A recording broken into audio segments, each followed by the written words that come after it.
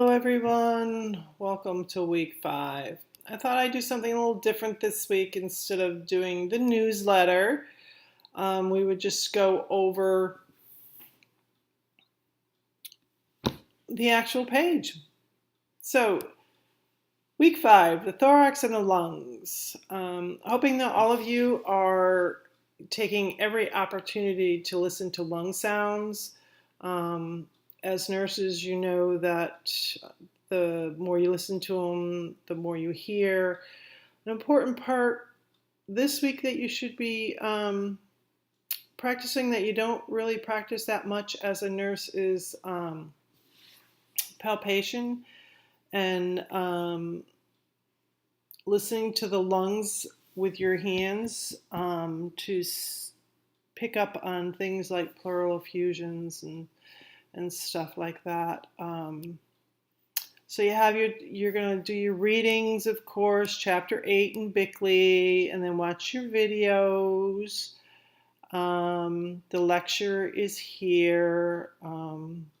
Clearly, respiratory becomes, as family nurse practitioners, you're going to get a lot of respiratory complaints. Some of it will be COPD, asthma, and being able to do a really good assessment is going to be really important. Your HPI and getting a good history is really important. Especially a lot of your elderly people have been exposed to asbestos and other chemicals in their work. So, knowing how to do that is really important. And then you have your APA Q-Bank questions, respiratory, psych, and GI. Your clinical, don't forget to get in touch with your clinical factory and your typing entries. And please, any questions you have regarding any of this stuff in your clinical goes directly to your clinical faculty, not to me. And your simulation lab this week in Shadow Health with Tina Jones is the graduate respiratory assignment. There's 2 of them in there. One is the respiratory assignment, one is the graduate respiratory assignment. Make sure you're doing the right one. And then you just have to, once you click on this, you just text that you've completed your lab.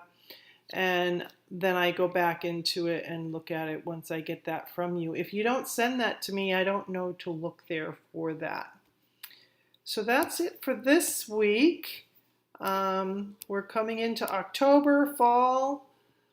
I don't know, those of you who live in New England, you're seeing all the fairs are starting. I saw one today was for a potato fair. I'm sure you have different things across the country for the new fall weather. Again, if you do have any questions related to any of this stuff on here, please send me off a message.